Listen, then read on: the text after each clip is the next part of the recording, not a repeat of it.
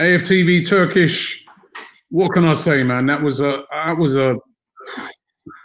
don't even know how to describe it. That was just such a poor performance today. I couldn't believe what I was watching. Yeah, it's the roundabout, Rob. You know, it's the roundabout. We spoke about this roundabout before, yeah.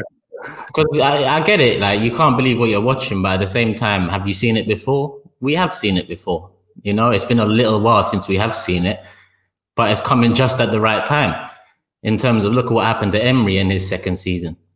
You know, the pressure started coming around November, December, when obviously the holes in the team started being found out. At the end of the day, there is some blame on Arteta today for the 90 minutes. Yes. You know, there's some players that you question their worth in the starting lineup. I look at Willian, for example. I think a lot of the excuses Arteta made for Willian could be made for Pepe, but he chooses not to make those excuses for Pepe. He chooses to, you know, stand firm on his decision. But obviously, yet again today, 3 games in a row, Willian has kind of let us down. You know, he's the one with experience coming in from another Premier League rival, 3-year contract. This was meant to be the season for me that he does do bits. But if he's not doing bits in his first season, what's going to happen when he's 33, 34, 35 years of age at the club? You know, it's not going to look well in the long run. But the 90 minutes aside, the same players. Bellerin, exposed yet again, Rob. Exposed yet again. Grealish. Oh, how many times have I seen that? Say that again?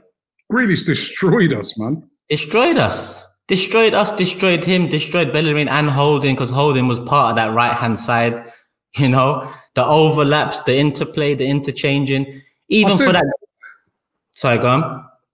I said, I was doing an interview earlier, I think it was with Cecil, and I said to him, I said, Jack Grealish, statistically, is one of the most fouled players in the Premier League.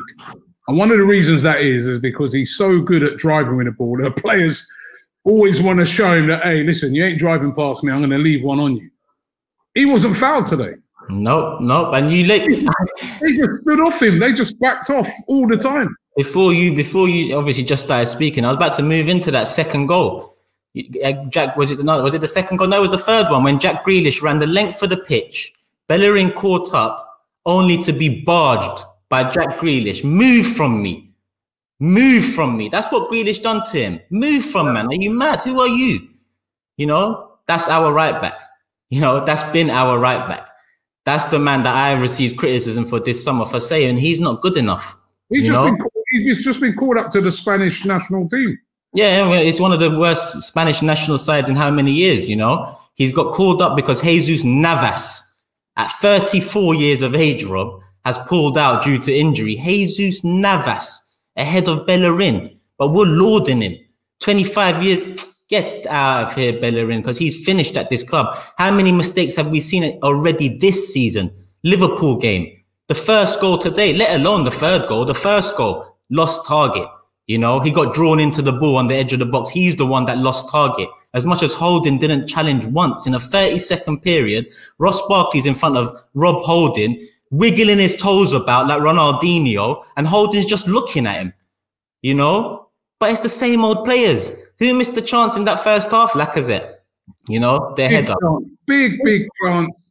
Big chance. Easy. To me, a player of his quality, at the very least, he should be testing the keeper. At the very least, I think he should be scoring that.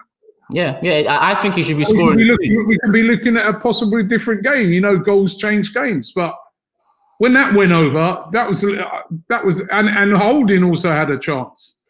Yeah. Again, a pretty straightforward. And I mentioned the roundabout, Rob, because I know what's going to happen. The pressure's going to build on Arteta, you know, through right or wrong, because I agree with some points. Like I said, you know, Joe Willock, after the last 2 Europa League games, I think he deserved to be on the bench today. You know, what's Xhaka and Ceballos done?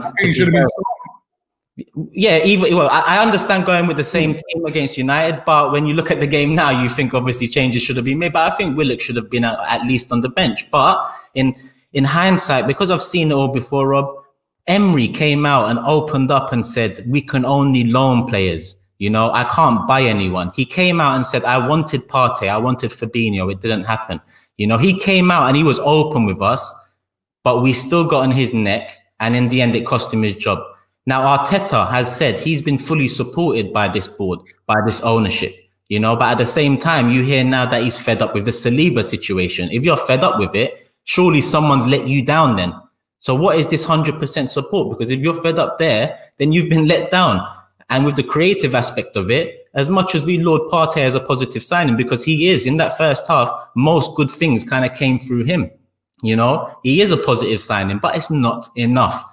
So the pressure's going to mount on Mikel Arteta.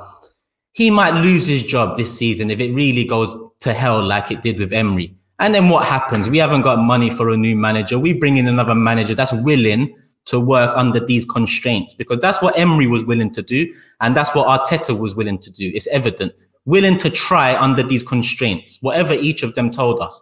But what do you think the next manager is going to be? It's not going to come and be a manager that's most sought after in Europe, because they've already shown us they haven't got the money or ambition to get that manager.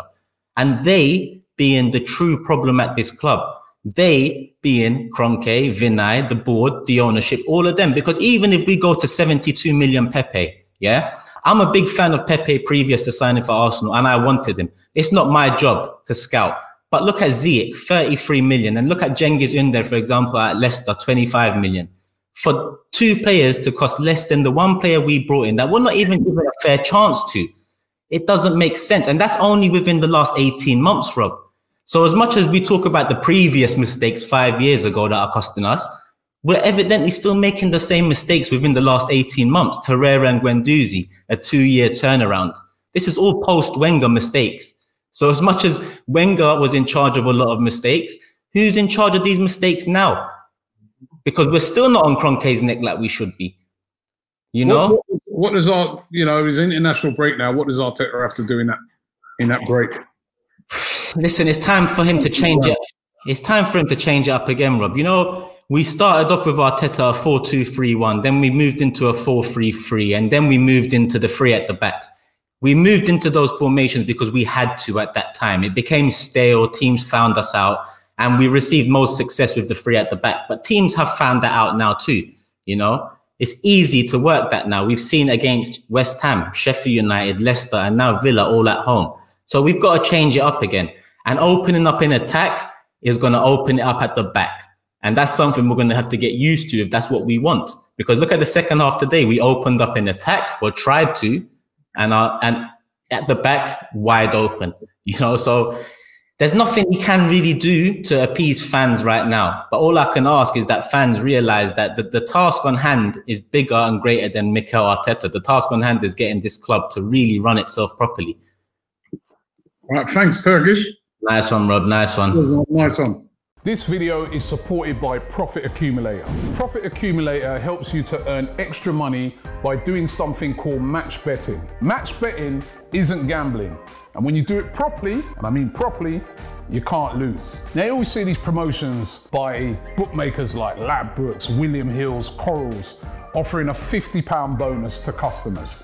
So you sign up and you might place a £50 bet on a coin toss landing on heads and a £50 bet on the same coin toss landing on tails. Now, whichever way it lands, it don't matter because you won't win or lose any money because you've covered all of the outcomes. However, you get the £50 bonus, so you're still £50 up.